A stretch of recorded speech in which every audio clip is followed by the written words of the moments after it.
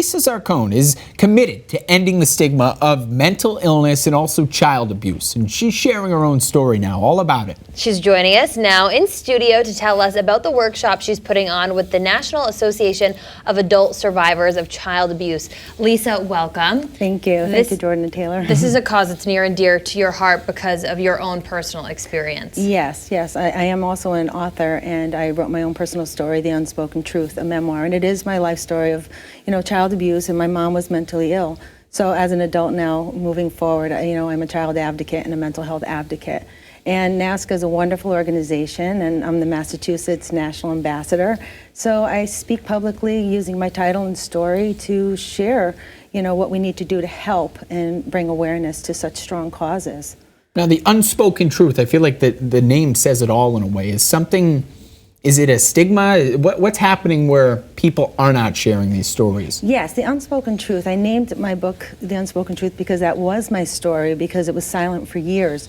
So breaking that silence is huge, and that is breaking the stigmas as well, because people do still have blinders on in regards to child abuse and mental illness. So the more we talk about it, we raise awareness for it and educate, we do break those barriers, and that's what I'm doing. One by one, I just continue to push forward. And, it's hard sometimes because people don't want to hear the reality, but the reality is it is still happening. It's happening here, it's happening in Springfield, it's happening all over the world, and we need to step up and help, those in need.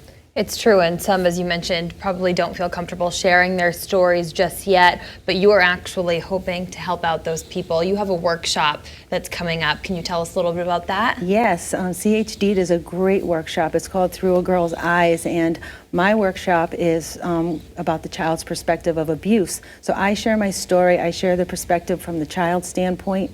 I wrote my story, my book is written that way. It's from the child's point of view, so it gives you a different look at abuse. So it's teaching and educating about the child's thoughts. And most people don't think about the child's thoughts. They think about, abuse is happening, this is happening. But let's think about it from the child's standpoint, because the child's mind processes things much differently than an adult. So education and awareness. And CHD does a great job every year. This is their 15th year doing this conference, and this is my second year presenting, so it's exciting. So I tell everybody, come to my workshop, let's talk, let's share, and let's educate. So it's a great outlet to get people in there. And it's always interesting because when I share my story, people will come up to me afterwards and they'll say, I've never shared my story out loud, so now here I am sharing it because you shared it. So giving people that hope and the healing. So that is really, what it's all about.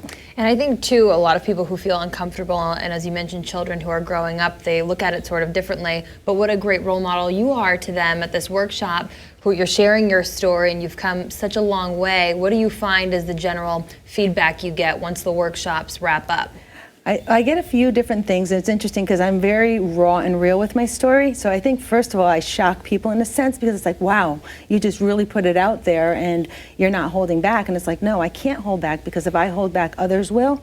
So people are generally moved and touched and get a better understanding of the way a child thinks and feels. So children are scared, they don't want to speak out, they're afraid of everything, and they don't know what to do. So I always tell people, if you see something, say something. Ask the questions. What is it going to hurt to ask those questions? You may save a life, you may save a child's life.